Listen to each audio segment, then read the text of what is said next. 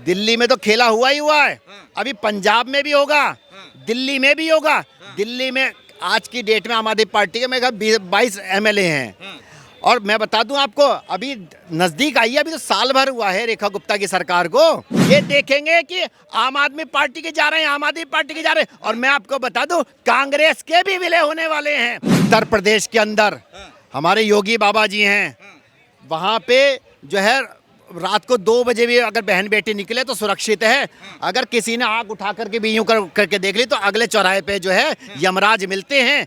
अगर ऐसी पार्टी को गुंडा पार्टी कह रहे थे तो हमें ऐसी पार्टी चाहिए। जैसे मनमोहन सिंह ने कहा था कि मैं बॉन्ड ले रहा हूं लेकिन इसका कर्जा जो है आने वाली पीढ़ी उतारेगी, और उतार रही थी। बीजेपी आ गई तो 95 में पेट्रोल हो गया, ऐसे थोड़ी ना पहुंच गया। वो कर्जा जो उस समय हमारे बुजुर्गों ने ऐश करी, वो आज हमारे जैसी पीढ़ी ने उतारा। अब आज जो हम फ्री बिजली फ्री पानी की ऐश कर रहे हैं, ये कर्जा हमारी पीढ़ी उतारेगी, सरकार अपनी जेब से देगी क्या? आप बताइए। कितने समय पहले आप आम आदमी पार्टी में थे? लगभग 2-2.5 साल हो गए। 2-2.5 साल पहले। हाँ जी, हाँ जी। ये चीज़ आपको पहले समझ में आ गई थी 2-2.5 साल पहले कि आम आदमी पार्टी कैसी है? देखिए 2-2.5 साल पहले, उससे पहले ही मेरी समझ में आ गई थी कि आम आदमी पार्टी जो है करप्ट पार्टी है। सबसे बड़ी बात यह है कि हिंदुत्व का विरोध करती है। सबसे बड़ी टिस मेरे को आम आदमी पार्टी से जब हुई, जब वो सिर्फ मुसलमानों की ही बात करती थी, वो सिर्फ मुसलमानों की। आप ये देखिए कि आम आदमी पार्टी का इतिहास रहा है, कभी भी हिंदुओं की बात नहीं करती वो पार्टी, सिर्फ मुसलमान मुसलमान मुसलमान। और नरेंद्र मोदी जी हमारे क्या करते हैं? सबका साथ, सबका विकास, सबका विश्वास के साथ में काम करते हैं। हिंदू मुसलमान की पॉलिटिक्स करता है आम आदमी पार्टी। क्या हिंदू मुसलमानों को फ्री बिजली दे रही है? क्या फ्री पानी मुसलमानों को दे रही है? जो राघव चड्ढा कल तक कहते थे भाजपा गुंडों की पार्टी है, भाजपा अनपढ़ पार्टी है, जो आज भाजपा में जाके विलय हो गए। देखिए, जहाँ तक राघव चड्ढा की बात है, मैं आपको बता दूं, उत्तर प्रदेश के अंदर हमारे योगी बाबा जी हैं, वहाँ पे जो है रात को 2 बजे भी अगर बहन बेटी निकले तो सुरक्षित है। अगर किसी ने आग उठा करके भी यूं करके देख ली तो अगले चौराहे पे जो है यमराज मिलते हैं। अगर ऐसी पार्टी को गुंडा पार्टी कह रहे थे तो हमें ऐसी पार्टी चाहिए, क्योंकि देश के अंदर बिल्कुल शांति बनी हुई है, इस समय कोई समस्या नहीं है बिल्कुल भी। और मैं बताऊं आपको, राघव चड्ढा जी ने थोड़ी सी देर कर दी, लेकिन देर आए दुरुस्त आए, अच्छी बात है। लेकिन मैं आपको बता दूं, दिल्ली में तो खेला हुआ ही हुआ है, अभी पंजाब में भी होगा, दिल्ली में भी होगा। दिल्ली में आज की डेट में आम आदमी पार्टी के मेरे 22 एमएलए हैं। और मैं बता दूं आपको, अभी नजदीक आई है, अभी तो साल भर हुआ है रेखा गुप्ता की सरकार को। अभी देखिएगा जो 22 के 22 है ना, 1-2 छोड़ दीजिए, वो सारे विलय होने हैं, इधर ही आने हैं सारे सारे भाजपा में आने हैं, क्योंकि उन्हें पता है उनका दम घुट रहा है। क्योंकि जो हिंदुत्व की बात करेगा वो आम आदमी पार्टी में नहीं रह सकता, क्योंकि आम आदमी पार्टी सीधे मुल्लाओं की पार्टी है, मुसलमानों की पार्टी है, इसके अलावा कोई बात नहीं होती। हनुमान चालीसा गली गली करवा रहे थे, आप कैसी बातें करते हैं? मुसलमानों की पार्टी, अरविंद केजरीवाल खुद हिंदू। एक बात बताइए कि आम आदमी पार्टी हिंदू क्यों नहीं गए उत्तम नगर? क्यों नहीं गए उत्तम नगर? वहां पे जो है तरुण की हत्या हुई, घेर करके मारा गया, लेकिन एक आवाज नहीं निकली इन लोगों की। इसलिए जो है पूरी तरीके से काम पूरा होना है आपके। और मैं बताऊं आपको, दिल्ली बाकी है अभी, दिल्ली में अभी पूरा काम नहीं हुआ है। जो 20-22 एमएलए हैं इनके, वो भी जो है भाजपा में आने हैं, भाजपा में आ जाएंगे और खरीद लेगी भाजपा, खरीदेगी, डराएगी उनका गला घुट रहा है, उनका दम घुट रहा है। भाजपा डराती है, ईडी से डराती है, सीबीआई से डराती है। डरा अगर भाजपा डरा, संजय सिंह कह रहे हैं बात, संजय सिंह भी इधर आ जाएगा तो फिर क्या करेंगे? लेकिन मैं मोदी जी एक बात कहूं, संजय सिंह को टिकट ब्लैकिया को नहीं लेना है बिल्कुल भी। ये बात आप गांठ बांध लीजिएगा, टिकट ब्लैकिया नहीं लेना है। टिकट ब्लैकिया से तो पूरा हिसाब करना है, क्योंकि ये बहुत तांडव करता था ये संजय सिंह। क्योंकि मैं बताऊं, आप भी तो चाय बेचने वाले हैं, वो केतली नहीं दिखाई देती कहीं। वो ठंड में जो है चाय पिला करके मोदी जी एक अच्छा काम करते थे, क्योंकि गर्माहट आती है चाय पी करके। और ये तो बिना चाय पिलाए गर्माहट आ रही है इनमें, तो मान के चलिए पूरी तरीके से दिल्ली भी जाएगा।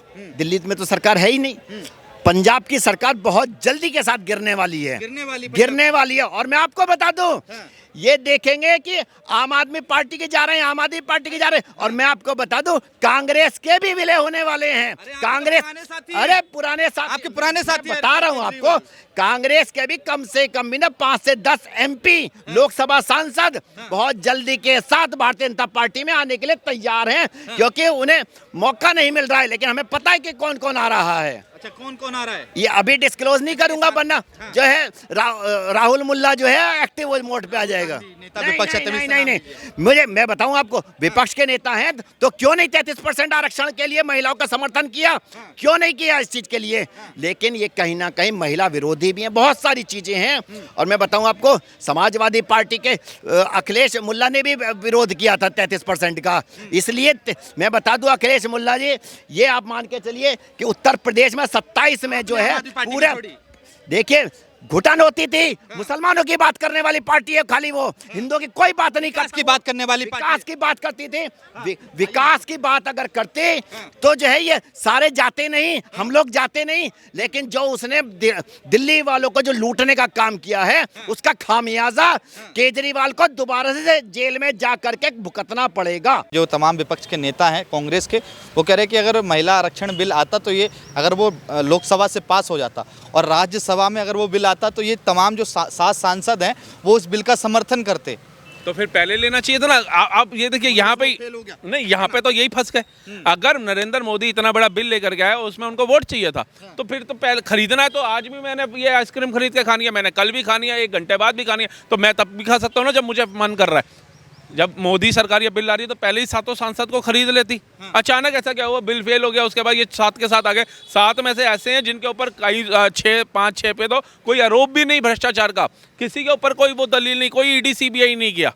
तो फिर क्यों आ गए? क्योंकि सबको समझ आ चुकी है कि आम आदमी पार्टी खत्म हो चुकी है। काम नहीं कर रही। बता दीजिए कोई 5 काम आप गिनवा दीजिए, आप पत्रकार हैं, बताइए जिसमें जनता का भला हुआ हो और सरकार का नुकसान ना हुआ हो। 5 काम बता दीजिए। 5 काम, मगर वो तो कहते हैं ना, तो आपको, आप पत्रकार हैं, आप इतने लोगों से मिलते हैं, सिर्फ 5 काम बताइए जिसमें सरकार के खजाने का लॉस ना हुआ हो और जनता को फायदा मिला हो।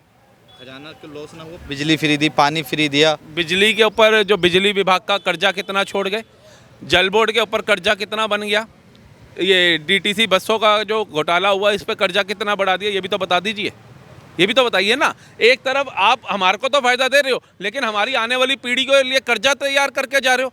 जैसे मनमोहन सिंह ने कहा था कि मैं बॉन्ड ले रहा हूं, लेकिन इसका कर्जा जो है आने वाली पीढ़ी उतारेगी, और उतार रही थी।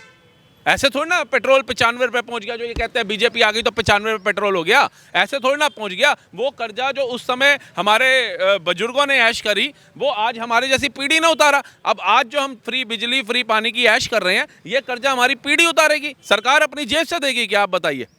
60,000 करोड़ से ऊपर का कर्जा हो गया दिल्ली जल बोर्ड का, वो कौन देगा? सरकार अपनी जेब से देगी। वो हमारे पे टैक्स बढ़ा दिया जाएगा, जल बोर्ड के अंदर एक और फीस बढ़ा दी जाएगी, टैक्स बढ़ा दिया जाएगा, और वो हमारी पीढ़ियों को देना पड़ेगा। यही जनता नहीं समझ रही। जनता क्या सोच रही है, मुझे आज साला मटर पनीर खाने को मिल गया, मैं आज तो खा लूं।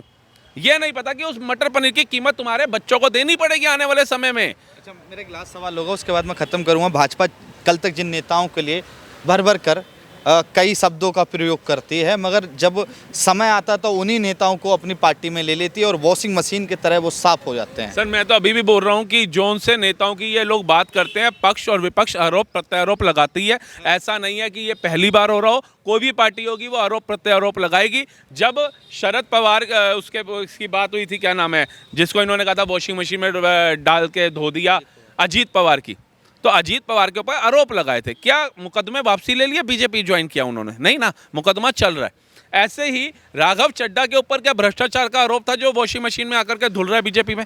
स्वाति मालीवाल के ऊपर भ्रष्टाचार के आरोप हैं जो अब बीजेपी में आकर के धुल जाएंगे? बता दीजिए आप तो पत्रकार हैं। जो अशोक जी हैं, अशोक मित्तल, उनके ऊपर कोई भ्रष्टाचार के आरोप हैं जो धुल जाएंगे? तो केजरीवाल ये भी तो बता दें कि कौन सी वॉशिंग मशीन है, मतलब साफ सुथरा बंदा आ रहा है उसको जबरदस्ती, मतलब आपकी कमीज साफ है मैं जबरदस्ती धोने के लिए डाल दूंगा। तो ये तो मूर्ख बनाने वाली बात है कि तुम्हारा साथ छोड़ दिया तो सनम बेवफा हो गई।